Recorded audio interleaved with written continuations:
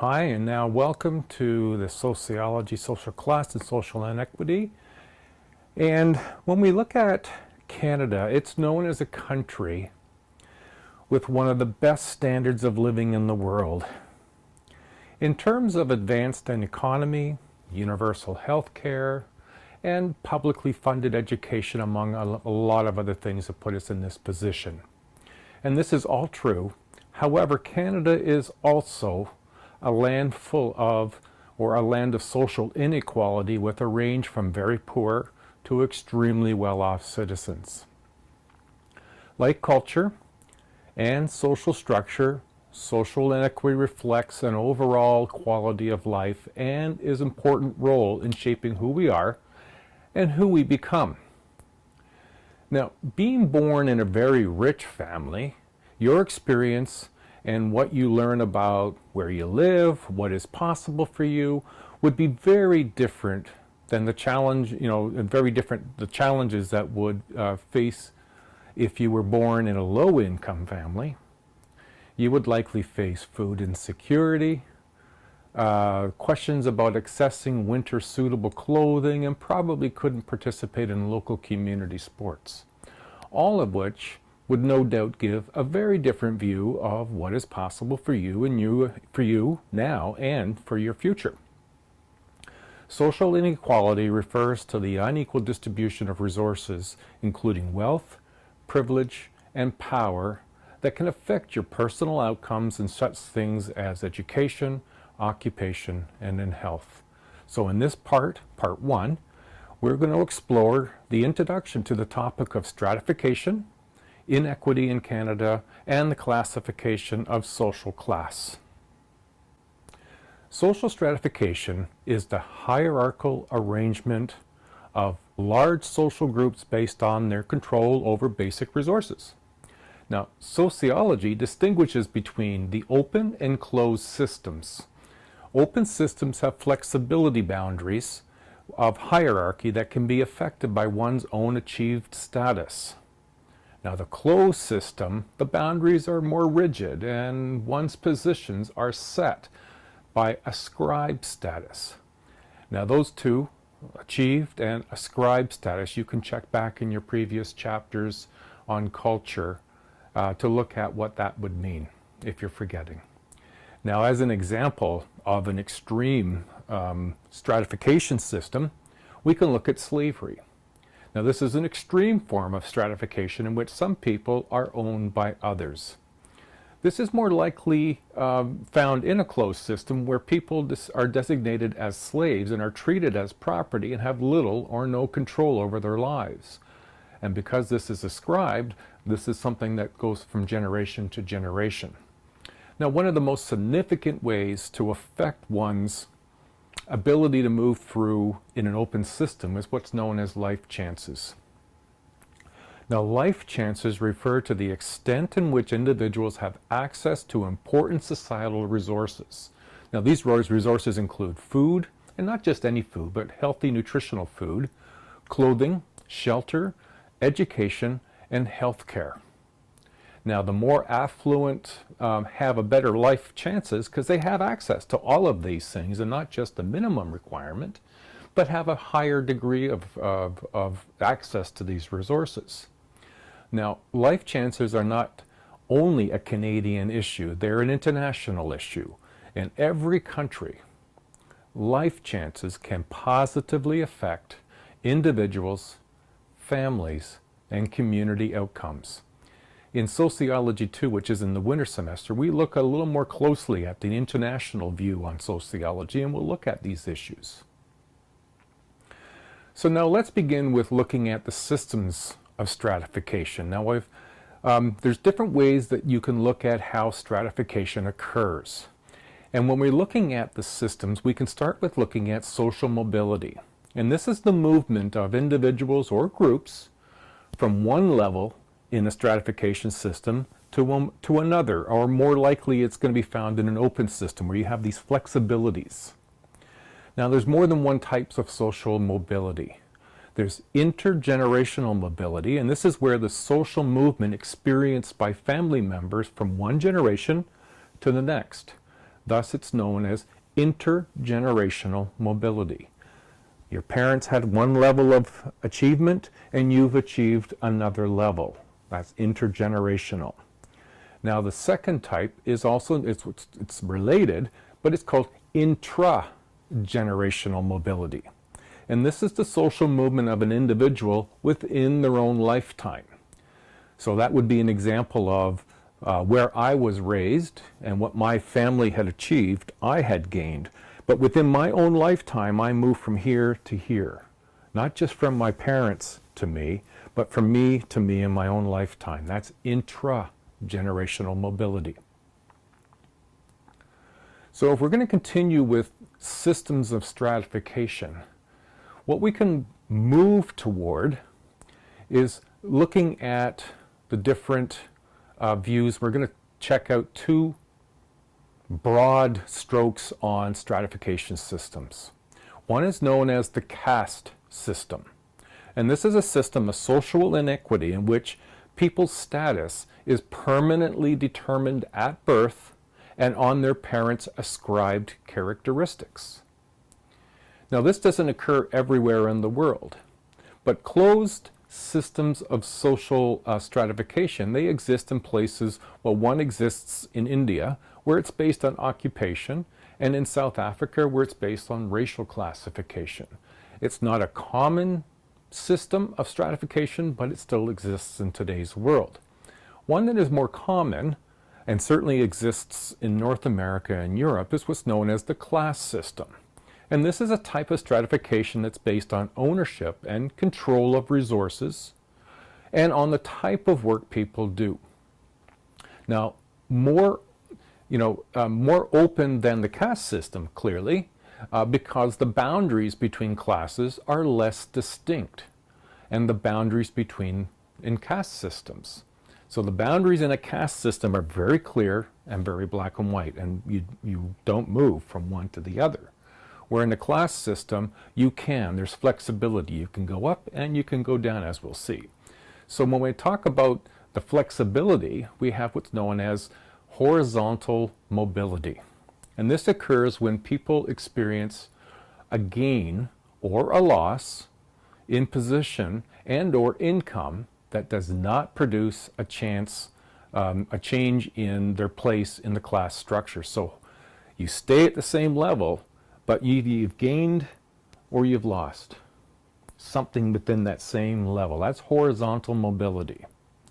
Now, alternatively, vertical mobility, this is a movement up and down the class structure.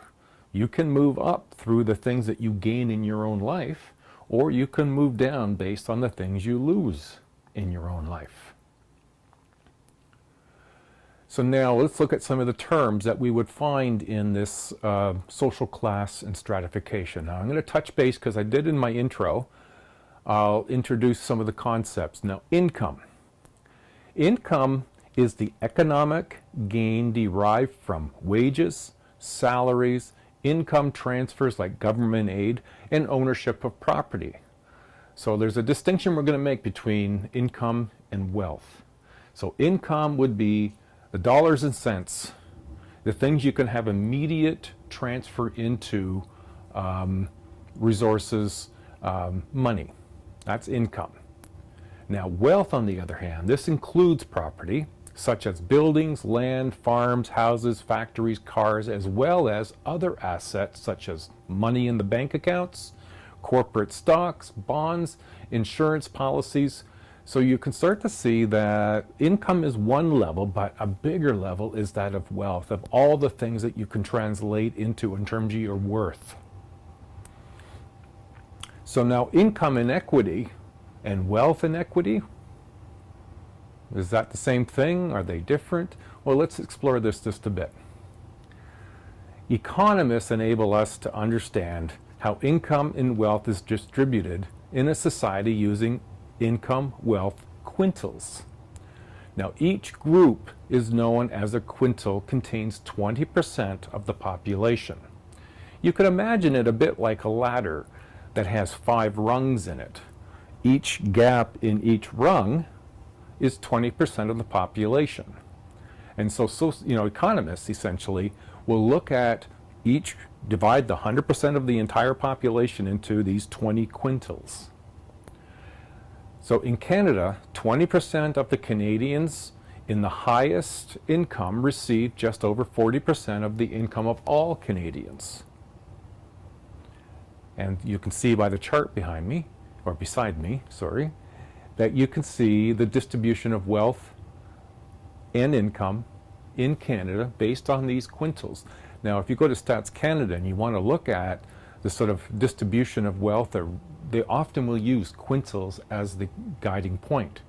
In my family sociology class I teach in the second semester, we use the quintiles as a way of exploring our spending power that we have as a family when we're in one quintile as opposed to another quintile. Okay, we're going to move right along here. So, if we've looked at how the economists view, let's consider the two classes in the modern world.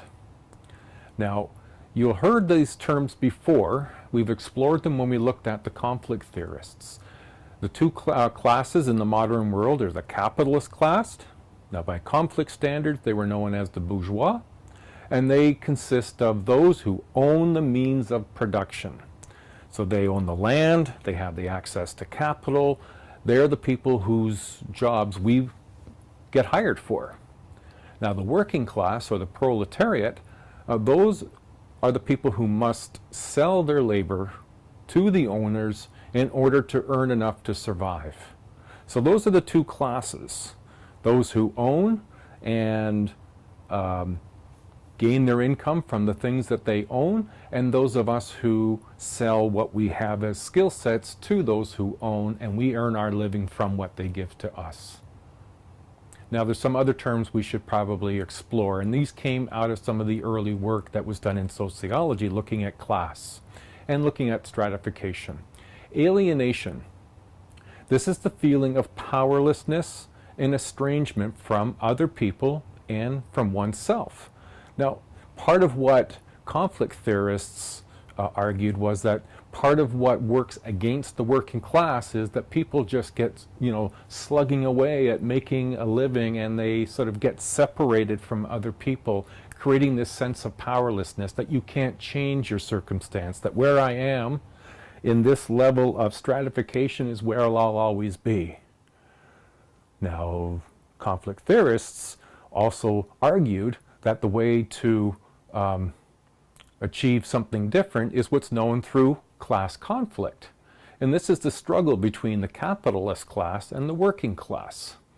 Now, part of his argument was that in order for the working class to make a change in their life, revolution was the solution. Now, in Canada and North America and much of the class, open class system of class system, that is often done with unions. It's done with demonstrations. It's done with taking things to court, is how some of the working class makes improvements in what their conditions and circumstances are against the ruling class or the capitalist class. Okay, so we're moving through this. We're getting a better idea of some of the terms. Now let's start to explore some themes. What's important here is that no one factor, whether it be Marx's economic divisions, defines classes. Many factors such as culture, as well as access to important societal resources such as economic, social, political power, all contribute to this element about class systems. He developed a multidimensional approach to the study of social stratification. Now, Weber developed a multidimensional approach to stratification. He focused on the interplay among wealth, prestige, and power as being necessary in the determining of a person's class position. So from Weber's perspective, it's this interplay, the way that wealth, prestige, and power play among one another for each individual or group of people, which played a big role. How much wealth did you have? How much prestige? How much power? Now we need to look at what these terms mean to better understand how this interplay would affect, our position, our class position. So let's look at what they are. Wealth. Now for Weber, the links between class and life chances, the resources to make choices. This is wealth. So you'll see on the chart what kind of things constitute wealth. Now power, this is the ability for people or groups to achieve their goals despite opposition from others. So power isn't authoritative in regards to physical. Power is, regardless of what you want, if I want to do it, I can do it in spite of or despite of your opposition. I have the power to push ahead. And that's an important feature because you'll find that happening a lot in government, a lot in corporations, that the reason that things move the way they do is because they have the power. All right, let's carry on then with prestige. Now, prestige is a bit like status. It's related to status. It's the respect with which a person or status position is regarded by others. Now, in part because of the kinds of roles people play in society, doctors, teachers, physicians, people in the corporate world, government officials, religious leaders, they all have within the roles that they play a certain degree of status, and where we rank them in status and how high up is prestige. And so when Weber, from Weber's insight, it's the, and we're going to move towards current sociologists, they use the term socioeconomic status, the SES, and it's used to refer to a combined measure that attempts to classify individuals, families, or household terms in terms and factors such as income, occupation, and education to determine class position. And so this term, socioeconomic status, what they're trying to do is to find ways to make data points, if you will, use numerical values to rank people in determining class position. And it's in order to try to be more accurate is what the aim was.